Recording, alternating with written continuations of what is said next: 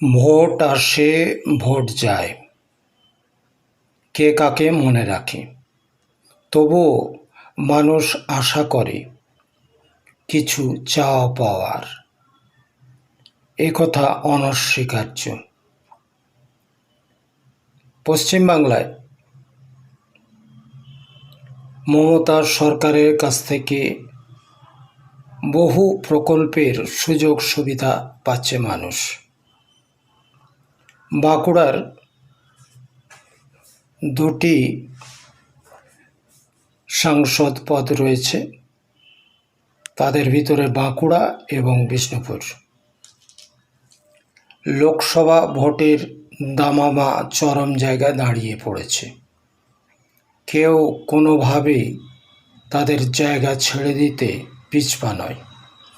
এই রকম অবস্থায় জনসংযোগে দামোদরবাটির মা অম্বিকা মন্দিরে বিষ্ণুপুর লোকসভা কেন্দ্রের তৃণমূল কংগ্রেসের সাংসদ প্রার্থী সুজাতা মণ্ডল, সঙ্গে সহ সভাপতি শুভাশিস বটব্যাল, অন্দা ব্লক প্রেসিডেন্ট উত্তম বিদ, ডিস্ট্রিক্ট জেলা সেক্রেটারি অশোক চ্যাটার্জি, সমস্ত ব্লক এবং অঞ্চল নেতৃত্ব এবং রামসাগর অঞ্চল প্রেসিডেন্ট অন্দা ব্লক সবাই এগিয়ে আসছেন আগামী দিনের সাংসদ সুজাতা মণ্ডলের পাশে দাঁড়িয়ে তার লড়াইয়ের ময়দানে অংশগ্রহণ করতে নেমে পড়েছেন। 10 বছর ধরে যে সাংসদ ছিলেন তিনি কোনো কাজই করেননি। সবচাইতে আশ্চর্যের ব্যাপার এটাই, মানুষের স্বার্থে কোনো কাজ না করেই তিনি সাংসদ পদটি হোল্ড করেছেন। তাই ক্ষিপ্ত বিষ্ণুপুরের জনগণ। রেল দপ্তরের তরফে যে দুর্নীতি তা কিন্তু ক্ষমার অযোগ্য। বিষ্ণুপুর স্টেশনে সারদা মায়ের যে কাঁঠাল গাছ সেটাকে কেটে ফেলা হচ্ছে। কার পারমিশনে এসব নোংরামি করা হচ্ছে, যেখানে সেই গাছের নিচে মা সারদা বসে বিশ্রাম নিতেন। এমনকি শ্রী শ্রী ঠাকুর রামকৃষ্ণ পরমহংসদেবও এই বিষ্ণুপুর স্টেশন থেকে কলকাতা যেতেন। সেই স্মৃতিকে ধ্বংস করা হচ্ছে। কই সাংসদ তো নজর দেননি।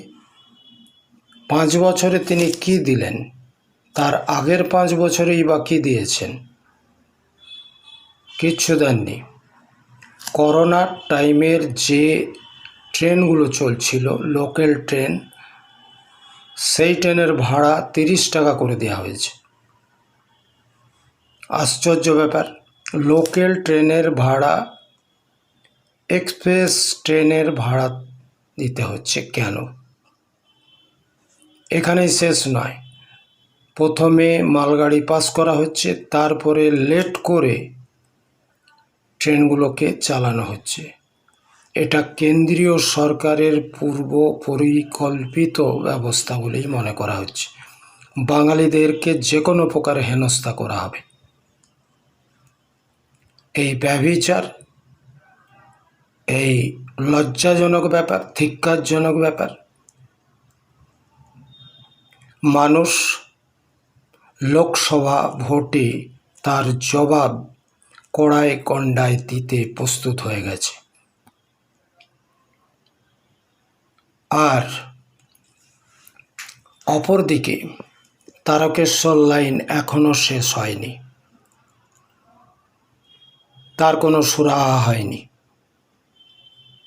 এমন একটি লোককে 10 বছর ধরে সাংসদ করে রাখা হলো, যিনি কেন্দ্রীয় সরকারের টাকাগুলো ব্যবহার করেছেন, কিন্তু কোনো উন্নয়ন প্রকল্প করেননি তিনি।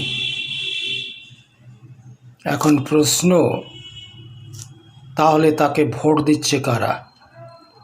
কিছু ধর্মান্ধ মানুষ। যদি সত্যি জয় শ্রীরাম বললেই সমস্ত টাকা পাওয়া যায়,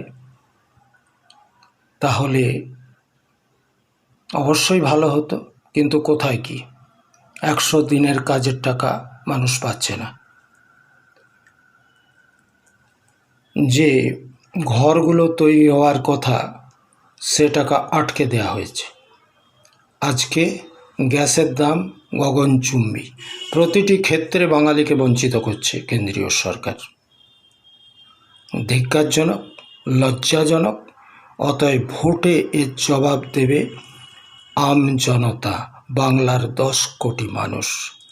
আর নেই দরকার কেন্দ্রে বিজেপির সরকার। লাইক করুন, শেয়ার করুন, সাবস্ক্রাইব করতে ভুল করবেন না। নমস্কার।